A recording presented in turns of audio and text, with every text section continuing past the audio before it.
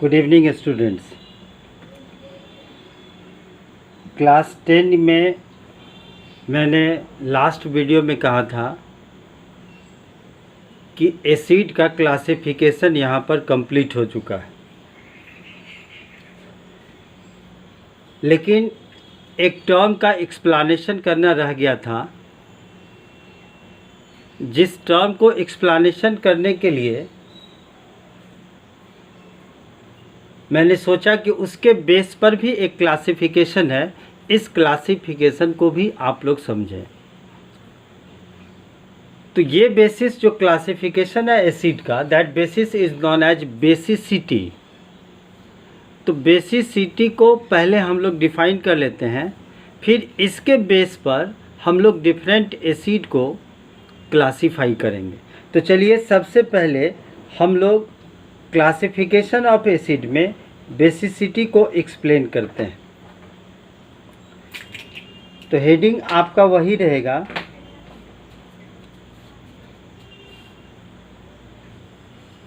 Classification of acid.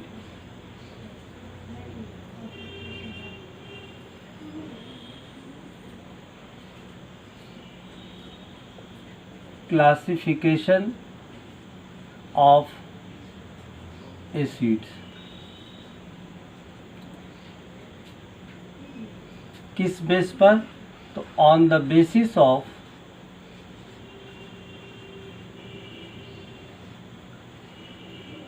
Basicity. Basicity के आधार पर classification है एसिड्स का। तो इसमें सबसे पहले हमें समझना होगा व्हाट इज बेसिसिटी। तो पहले हम लोग बेसिसिटी को डिफाइन कर लें।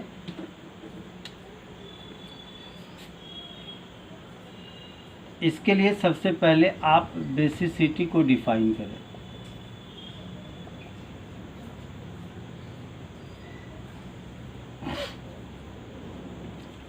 बेसिसिटी एक्चुअली बोलते हैं कि किसी भी एसिड में जितने भी नंबर्स ऑफ हाइड्रोजन एटम्स यानी H+ आयन को रिप्लेस करने की जो एबिलिटी होती है, किसी भी एसिड के सिंगल मॉलिक्यूल्स में जितने रिप्लेसेबल हाइड्रोजन एटम्स होंगे, that is called basicity of that acid. जैसे आप HCl की बात करते हैं, तो HCl में अगर आप उसका एक्वा सॉल्यूशन में उसको डिसोसिएट करेंगे तो आप देखेंगे कि वो H+ एंड Cl- में टूटता है। तो एक सिंगल HCl मॉलिक्यूल्स में कितने हाइड्रोजन एटम्स हो सकते हैं? तो 1 hydrogen atoms. So that's why the basicity of HCl is 1। तो यही बेसिसिटी कहलाता है, यानी सिंगल मॉलिक्यूल्स ऑफ एसिड जितने हाइड्रोजन आयंस को रिप्लेस करेगा अपने सिंगल मॉलिक्यूल से, दैट इज कॉल्ड बेसिसिटी। तो पहले आप इसका डेफिनेशन लिख लें कि the number of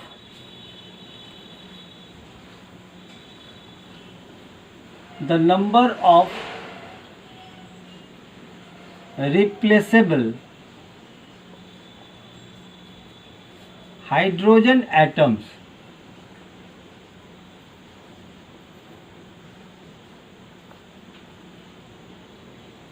from the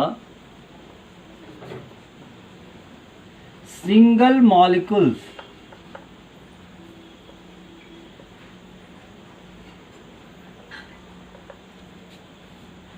of an acid। किसी भी एसिड के सिंगल मॉलिक्यूल से जितने रिप्लेसेबल हाइड्रोजन एटम्स का नंबर होगा, उसी नंबर्स को हम क्या कहेंगे? बेसिसिटी। इसको आप दूसरे तरीके से भी कह सकते हैं। तो in other words,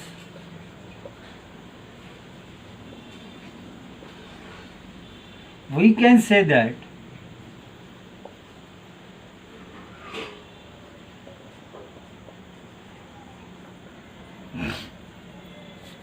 the number of H plus ion release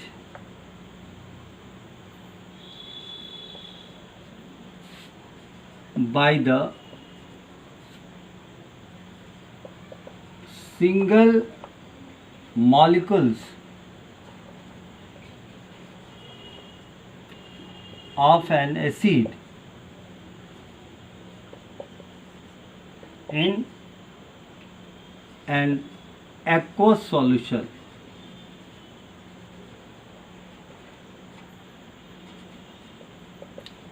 is known as basicity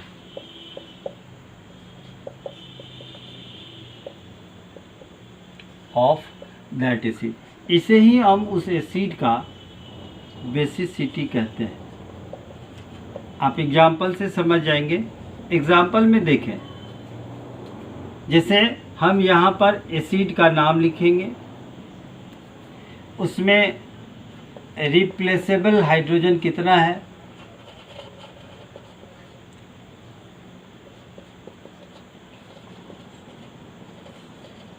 और इधर उसका बेसिसिटी। तो इस तरीके से हमें क्लियर पता चल जाएगा कि कौन सा एसिड कितना हाइड्रोजन रिलीज कर सकता है। जैसे एसिड में हम HCl की बात करें, हाइड्रोक्लोरिक एसिड है, तो इसमें आप देखें तो इसका एक्वस सॉल्यूशन, तो ये H प्लस आयन देगा और Cl माइनस, तो रिप्लेसेबल हाइड्रोजन का नंबर इसमें कितना हो गया, 1। सो दैट्स वाई इसमें बेसिसिटी भी HCl की 1 ही होगी। ठीक उसी तरीके से अगर हम H2SO4 को देखें तो ये 2H प्लस देता है, N प्लस SO4 2 माइनस देता है। इसका मतलब है कि H2SO4 में हाइड्रोजन रिप्लेस करने की एबिलिटी कितनी है, 2। इसका मतलब है कि H2SO4 का जो बेसिसिटी है वो 2 होगा। उसी तरीके से H3PO4 की बात करें, H3PO4,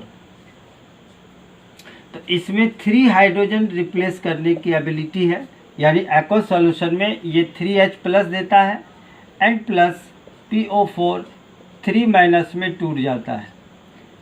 इसका मतलब है कि इसमें H प्लस आयन देने की जो एबिलिटी है, यानी रिप्लेसेबल हाइड्रोजन इसमें 3 है, सो इसकी बेसिसिटी भी 3 हो जाएगी।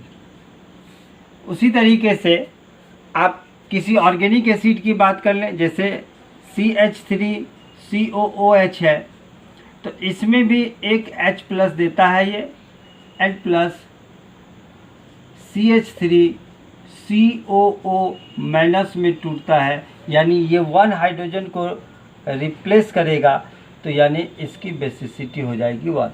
तो इस तरीके से डिफरेंट एसिड का बेसिसिटी क्या होगा, इस चीज़ को हम फाइंड कर सकते हैं on the basis of replaceable hydrogen और हाइड्रोजन आयंस। तो इस आधार पर आप डिफरेंट एसिड के बेसिसिटी को फाइंड कर सकते हैं। अब क्या है कि चूँकि ये बेसिसिटी टर्म हमें समझना ही था, तो बेसिसिटी टर्म को हम समझ लिए और उसका हमने एग्जाम्पल भी देख लिया। तो इस बेसिसिटी के आधार पर एसिड का क्लासिफिकेशन भी किया गया है, और हम चाह रहे हैं कि उसी क्लासिफिकेशन को आप लोग भी समझें, और इसलिए on the basis of basicity classification of acid को हम लोग अच्छे तरीके से यहाँ पर थोड़ा सा एक्सप्लेन कर लेते हैं।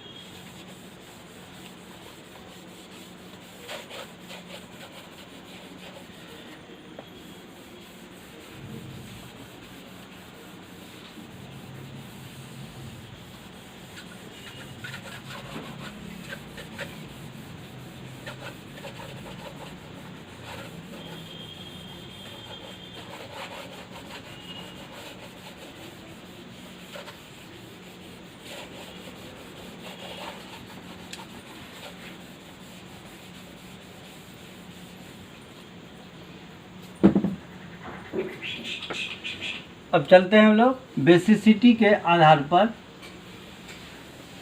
बेसिसिटी, इसके बेस पर जो एसिड का क्लासिफिकेशन किया गया वो 3 टाइप्स का एसिड है।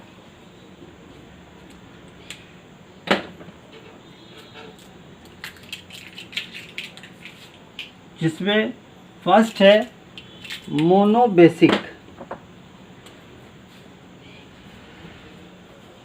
मोनोबेसिक। सेकेंड है डाइबेसिक एंड थर्ड है पॉलीबेसिक।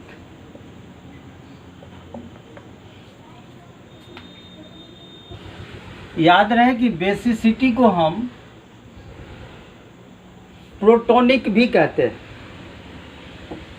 और प्रोटोसिटी भी। बेसिसिटी और इसी को हम प्रोटोसिटी के नाम से भी जानते हैं। सो दैट्स वाई मोनोबेसिक को हम प्रोटोसिटी, डाइबेसिक को डाइप्रोटोसिटी एंड पॉलीबेसिक को पॉलीप्रोटोसिटी के नाम से भी हम जानते हैं। इसलिए कन्फ्यूजन ना रहे, बेसिसिटी और प्रोटोसिटी दोनों सेम टर्म है। अब रीजन मैं बताता हूँ इसका। आप जानते हैं कि बेसिसिटी कहते हैं कि नंबर ऑफ H+ आयन को रिप्लेस करने की, और आप एक तरफ ये भी जानते होंगे कि H+ को हम प्रोटॉन भी कह सकते हैं। प्रोटॉन क्यों? तो हाइड्रोजन का जो एटॉमिक नंबर है वो 1 होता है। तो 1 होने का मतलब है कि इसमें प्रोटॉन का नंबर भी 1 होगा और इलेक्ट्रॉन का नंबर भी 1 होगा। अब इसी हाइड्रोजन से जब आप एक इलेक्ट्रॉन को रिलीज कर देंगे, निकाल लेंगे, तो इलेक्ट्रॉन निकालने के बाद ये H+ में बदल जाता है। और ये H+ जो है इसमें प्रोटॉन का नंबर होता है 1, जबकि इलेक्ट्रॉन का नंबर हो जाएगा 0। सो दैट्स वाई H+ को हम प्रोटॉन भी कह सकते हैं।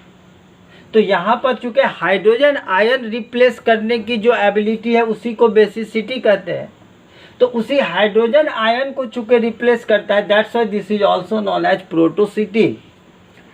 अब मोनोबेसिक का मतलब है कि अगर कोई एसिड अपने एक्वस सॉल्यूशन में सिंगल मॉलिक्यूल से अगर 1 हाइड्रोजन एटम को प्रोड्यूस करता है तब हम उसे मोनोबेसिक कहेंगे, और अगर 2 हाइड्रोजन आयन्स प्रोड्यूस करता है तो डाइबेसिक, और 2 से अधिक हाइड्रोजन आयन प्रोड्यूस करता है तब हम उसे पॉलीबेसिक एसिड कहते हैं।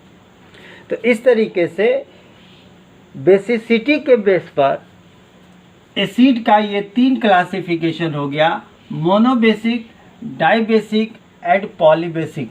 अब हम लोग यहाँ पर तीनों का डिफिनीशन अलग अलग से लिख लेते हैं और फिर उसके एग्जाम्पल को देखेंगे। इससे कन्फ्यूजन इस बात की नहीं रहेगी कि कौन सा एसिड से 2 हाइड्रोजन आएगा, किस से सिंगल हाइड्रोजन आएगा और किस से मोर देन 2 हाइड्रोजन आयंस आएगा। तो इसीलिए इसका डिफिनीशन और इसके एग्जाम्पल को आपको समझना है। तो सबसे पहले चलिए हम लोग मोनोबेसिक एसिड को एक्सप्लेन कर लेते हैं। Monobasic acid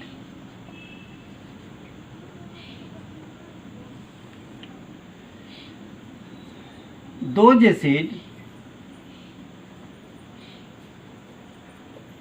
acids which release या which produce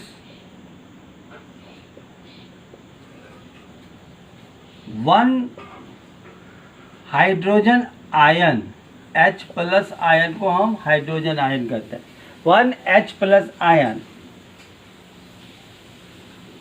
from the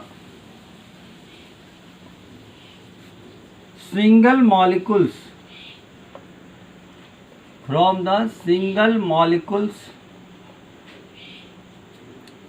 in aqueous solution.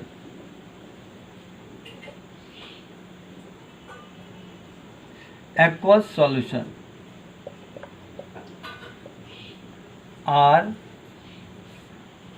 Non as monobasic,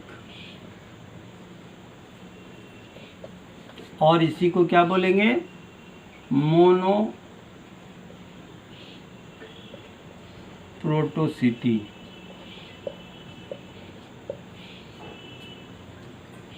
example में आप देखिए HCl, जाहिर सी बात है ये सिंगल हाइड्रोजन आयन प्रोड्यूस करेगा,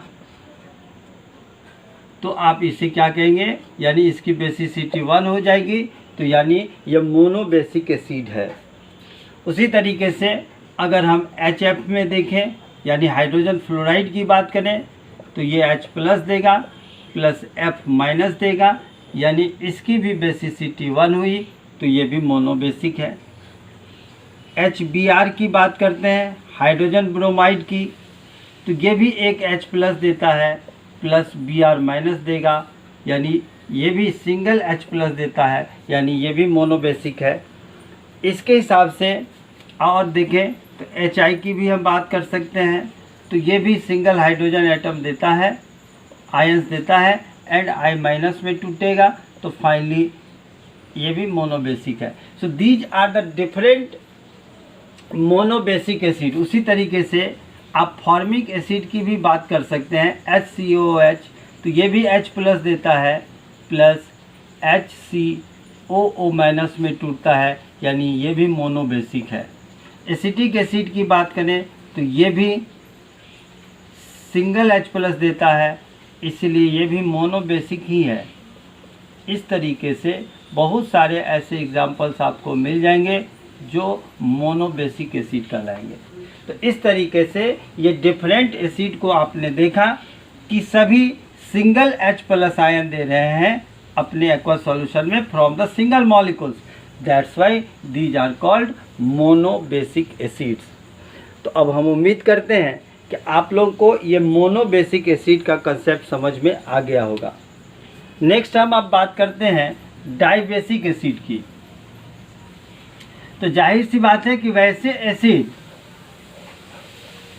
जो 2 हाइड्रोजन आयंस प्रोड्यूस करते होंगे अपने एक्वस सॉल्यूशन में from the single molecules of that acid, उस एसिड के सिंगल मॉलिक्यूल से, तब आप उसे कहेंगे dibasic acid.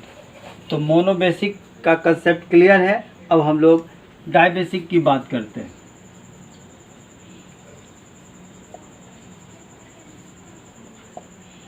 Dibasic acids, those acids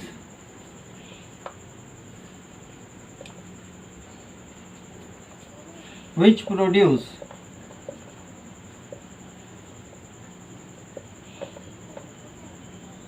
two H plus ion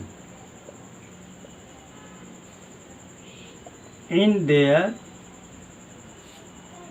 aqueous solution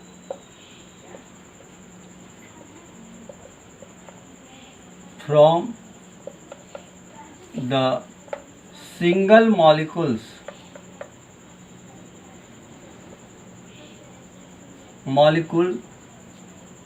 of that acid, यानी उस एसिड के सिंगल मॉलिक्यूल से अगर कोई एसिड 2 हाइड्रोजन आयन को रिप्लेस करता है, तब आप उसे क्या कहोगे, are known as dibasic acids. Example से यह और क्लियर हो जाएगा। तो एग्जाम्पल में आप देखें H2SO4 की मैं बात करता हूँ, H2SO4। तो आप देखिए H2SO4 में ये 2H प्लस देता है प्लस सल्फेट आयन देगा, तो यहाँ पर 2 हाइड्रोजन लिबरेट करने की इसकी एबिलिटी है from the single molecules of H2SO4, that's why इसकी बेसिसिटी 2 हुई, so this is called dibasic acid. उसी तरीके से H2CO3 ये भी 2H प्लस देता है प्लस CO3 2 माइनस में टूटता है, यानी यहाँ पर भी सिंगल मॉलिक्यूल्स कार्बोनिक एसिड से 2H प्लस रिलीज करता है ये, तो इसकी भी बेसिसिटी 2 हुई, that's why this is called dibasic, क्योंकि 2H प्लस देता है, यानी इसकी बेसिसिटी 2 है। उसी तरीके से H2SO3 की हम बात करते हैं, ये भी 2H प्लस देता है, प्लस SO3 2 माइनस में टूटेगा, यानी इसकी भी बेसिसिटी 2 है, तो ये भी डाइबेसिक एसिड है। उसी तरीके से H3PO3, देखिए यहाँ पे कंफ्यूजन हो सकता है, आप जनरली गौर करके देखें तो जिसमें जितना हाइड्रोजन इधर है वो हाइड्रोजन ये लिबरेट करता है, तो यहाँ पर आपकी कंफ्यूजन हो सकती है। H3PO4 की अगर हम बात करें तो वहाँ पर ये तीनों हाइड्रोजन रिप्लेसेबल है, लेकिन H3PO3 जब रहेगा PO3, तो इस कंडीशन में ऐसा देखा गया है कि ये 2H प्लस ही रिलीज करता है, और फाइनली HPO3 माइनस में टूटता है, यानी ये भी डाइबेसिक ही है, that's why this is called dibasic acid. तो ये कन्फ्यूजन ना रहे तो यहाँ पर आप स्टार मार्क कर लीजिए, क्योंकि यहाँ पर गौर करने की बात है, सभी में 2-2 है तो सभी डाइबेसिक है, लेकिन यहाँ पर 3 है तो आपको कन्फ्यूजन होगा कि ये 3H प्लस देगा, लेकिन ऐसी बात नहीं है, ये 2H प्लस देता है एंड HPO3 2 माइनस में टूटता है, यानी ये डाइबेसिक एसिड है। तो इस तरीके से ये डिफरेंट एग्जाम्पल को हमने यहाँ पर देखा और समझा, तो डाइबेसिक एसिड का ये एग्जाम्पल है। अब आगे पॉलीबेसिक, तो पॉलीबेसिक में याद रहे कि अगर कोई एसिड अपने सिंगल मॉलिक्यूल से more than 2H plus ion जब रिलीज करेगा या प्रोड्यूस करेगा in their aqueous solution, then that acid are known as polybasic. तो याद रहे, इस चीज को याद रखेंगे आप, पॉलीबेसिक एसिड, इसको डिफाइन कर लें। Those acids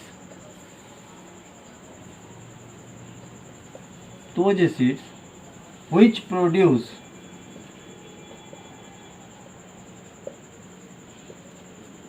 more than 2H plus ion in aqueous solution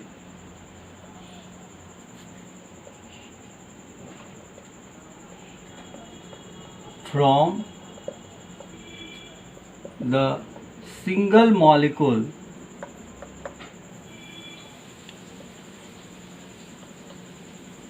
of that acids are known as polybasic acid।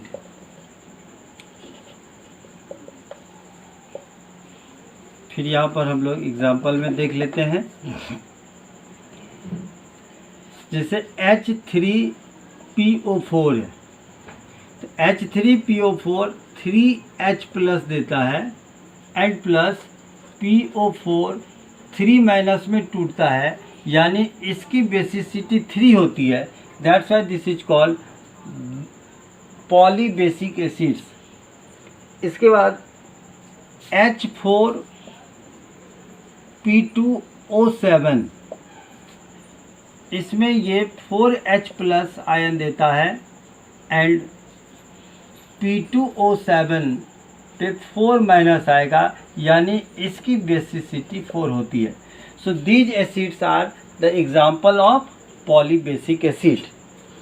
अब हम लोग यहाँ पर डिफरेंट एग्जाम्पल के through classification of acids on the basis of basicity, इस चीज़ को समझ गए।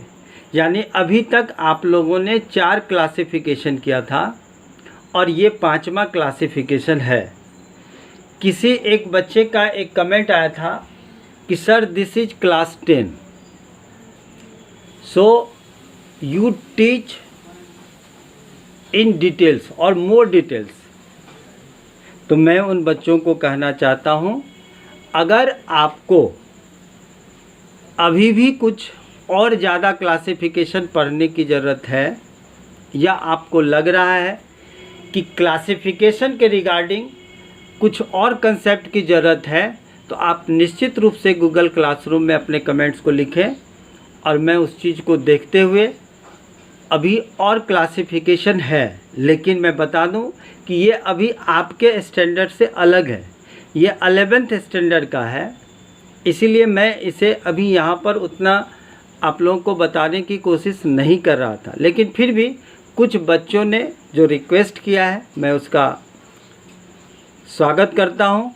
और अगर आपको कुछ और क्लासिफिकेशन की ज़रूरत हो या किसी भी तरह के किसी कंसेप्ट की ज़रूरत है, तो आप निश्चित रूप से बोलें, मैं उसे नेक्स्ट वीडियो में अपलोड कर दूंगा। अभी जो हमारे सिलेबस के अकॉर्डिंगली है, वो क्लासिफिकेशन तो ख़त्म हो चुकी थी पहले, अभी तो हम लोग केमिकल रिएक्शन को भी कंप्लीट कर चुके होते, लेकिन ऐसा नहीं हो पाया। लेकिन अब मैं नेक्स्ट वीडियो में एसिड्स के प्रॉपर्टीज़ को एक्सप्लेन करूँगा। यहाँ तक का नोट्स आप बना लेंगे और अच्छे से पढ़ेंगे, क्योंकि आपके व्यूज से हमें पता चलता है कि कितने बच्चे कंटिन्यू कर रहे हैं, कितने बच्चे नहीं, क्योंकि मेरा वीडियो पर डे तो आता नहीं है, वीक में 2 डेज है अकॉर्डिंग टू सिलेबस। तो मैं 2 ही दिन आपका वीडियो अपलोड करता हूँ। टाइमिंग थोड़ी सी होती है, क्योंकि इसी वीडियो को मैं शॉर्ट करके नहीं कर सकता, लेकिन फिर भी जितना वीडियो मैं अपलोड किया हूँ उसके अकॉर्डिंगली आपका नोट्स एकदम कंप्लीट होना चाहिए। जिस समय स्कूल खुलेगी, आते ही सबसे पहले मैं नोट्स को निश्चित रूप से चेक करूँगा। और आप लोग को कभी भी प्रॉब्लम कहीं से भी हो तो आप अपना मैसेज डाल सकते हैं, ताकि मैं कभी उसे देख के और फिर आपकी प्रॉब्लम का सॉर्ट आउट करूँ। Thank you.